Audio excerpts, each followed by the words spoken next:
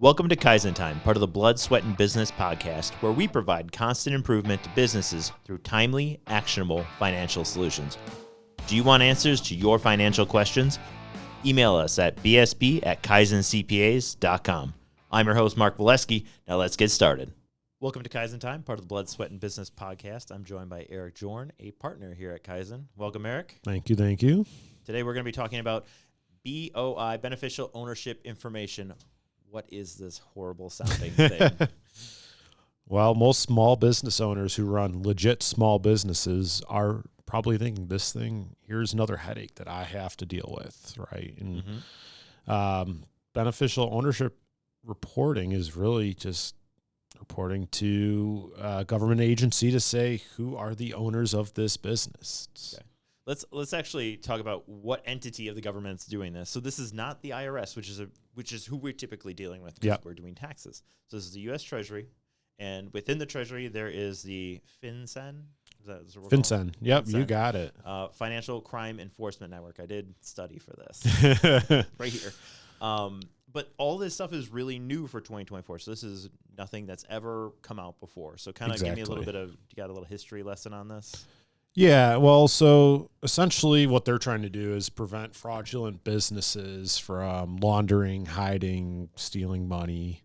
That is FinCEN as a division of the U.S. Treasury or a bureau of the U.S. Treasury.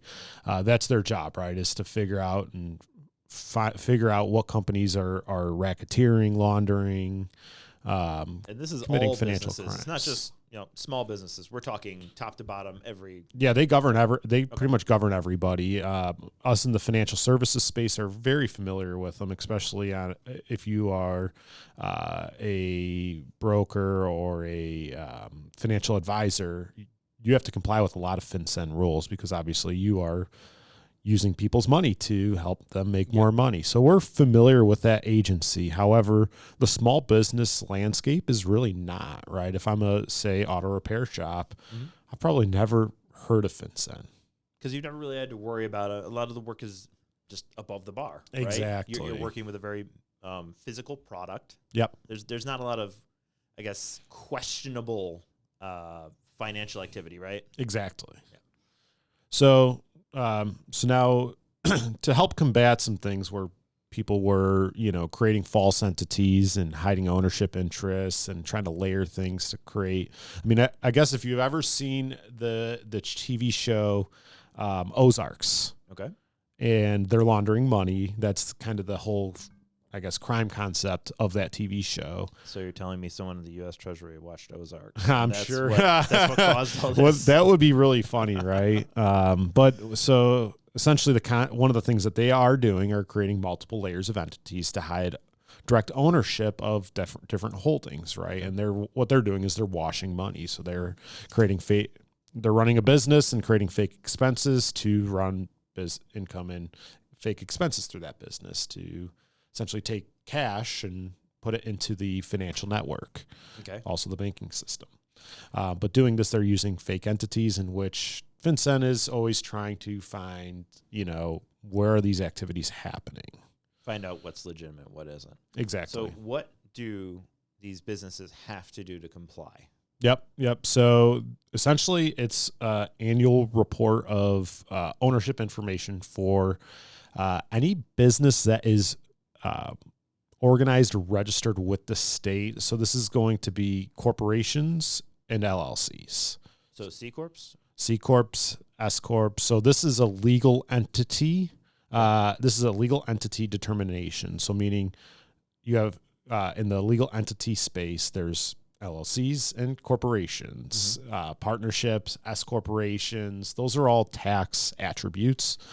Okay. So legal entities. So if you have an LLC that holds your real estate, if you have an LLC that owns your business or a corporation that owns and runs your business, you have to file one for each one of these legal entities. Okay. And this is starting in 2024. But we're supposed to be working on it we're supposed to be doing the preparation component right now at the end of 2023, right? Like preparing. it's a good idea to have this, to start putting this on your radar, because there are some time sensitive things that might come with this. But ultimately, if you're going to be steady as it goes, you're an existing business as of 1/1 of 24. So you're incorporated or organized as a corporation or LLC prior to the end of 2020 or 2023. We have about a year to figure out how we're going to handle this and report it. If you're opening a new business, you must file this within 30 days of opening that new corporation or LLC. As if you don't have enough to do when you're starting a new business, right? Exactly. And then this is where this is the time to be educated about what you need to do. Okay. Because if you make any changes to your existing ownership as well, this requires reporting. So most states are interpreting the actual reporting of this to be a practice of law, meaning us as an accounting firm really should not be handling that.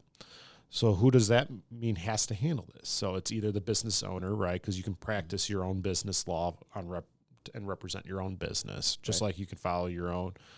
You can create your own corporation, and you can file or create your own corporate charter documents, your LLC membership documents. All that can be done as the business owner. But if somebody wants to do this on behalf of you, they have to be able to practice law. So meaning your attorney has to do it. But this kind of makes sense. It's pretty convenient. I start a new corporation or LLC.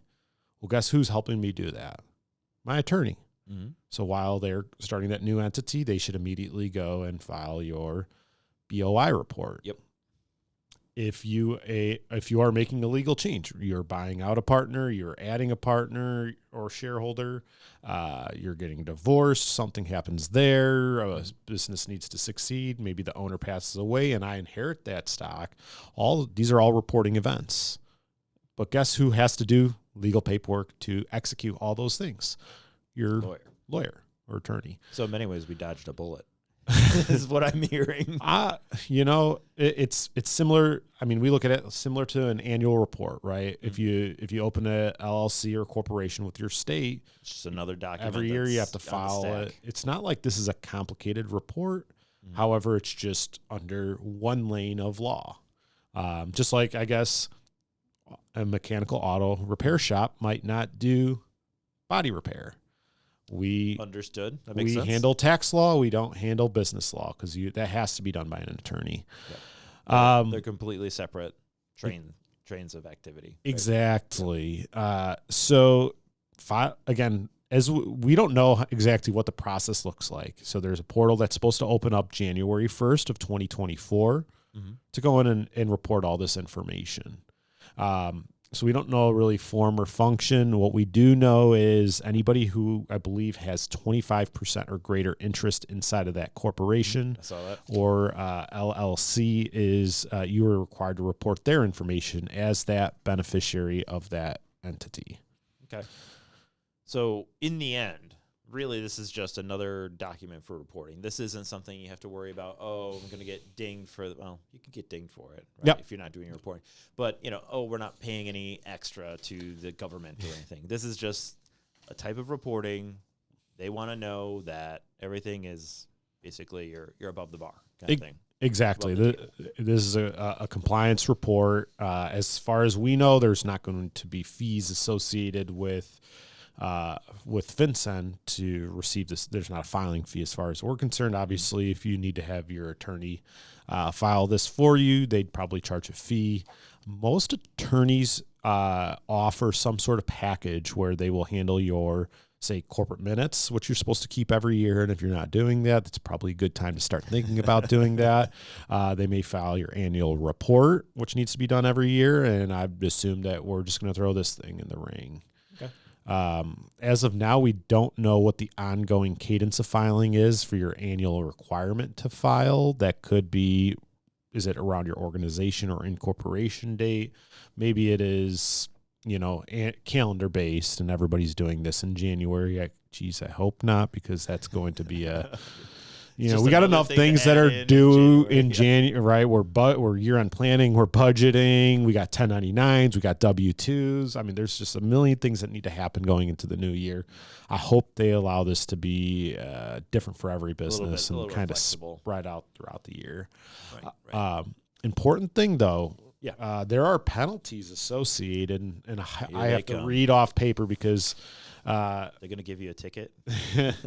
exactly. So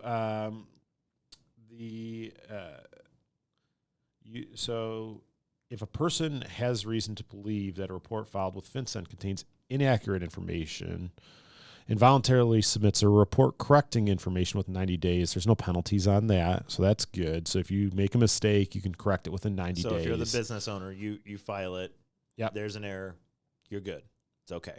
So here's where penalties come into play. All right. People that are willfully failing to report complete information. Does this include ignorance? It- Because if you mistakenly, because some people will claim it, right? Yep. As it That could be a reads, loophole. Okay. willfully is a pretty, to me, is a pretty standard word that says, yes, I knew exactly. that.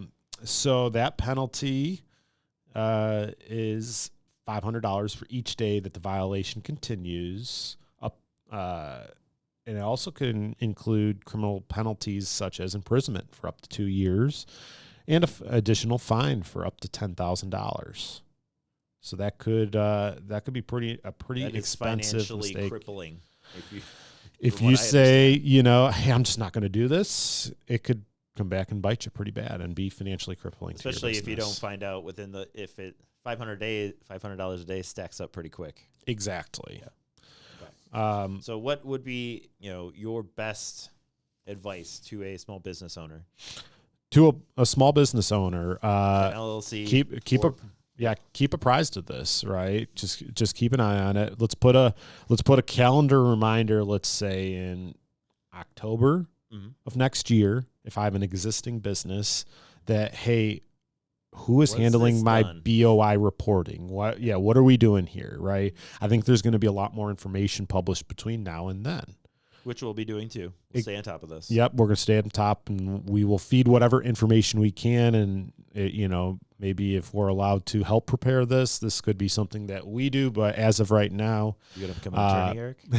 as of right now, we're going to err on the side of your attorney should be handling this, especially again in the cases of those actions that need to get taken right away. I open a new LLC, open a new corporation. We got to follow this right away. If I have any changes of owners or officers, and once that legal documentation is completed, handled, and filed, let's report those changes right away. And again, who is involved in that process? That is going to be your attorney. So make sure that, again, They would have been involved anyway. this is a good opportunity for if you are a small business owner and you have not been keeping up with your corporate or LLC compliance, meaning we're not recording our meeting minutes, we are not drafting resolutions as we need to. Maybe we're not even filing our annual report. We don't have a good process for that. It's a good time. Let's revisit corporate compliance, and let's make sure our LLC and or corporation is following the necessary rules to uphold that legal protection. The whole reason we incorporated or created an LLC is to have corporate protection. And if we're not following the rules within that, you do risk yourself an opportunity to lose those entity vales. Okay. I guess one last thing I really let's see here. I want to touch base on is that's what they should be doing if there are changes. Yep. But if everything's steady as she goes, right, nothing's really changing, that's when it's like, hey, we can revisit this later down the road. But if there are changes happening, especially as soon as 2024 hits, that needs to start getting. I would jump into the reporting right away if you do have a change or a new entity. That is key item. All right. Anything else you want to add, Eric? There is a list of businesses that are exempted from that. Oh, everyone wants to be on this list. Well, our listener base is probably not going to fit under that. Sorry, guys.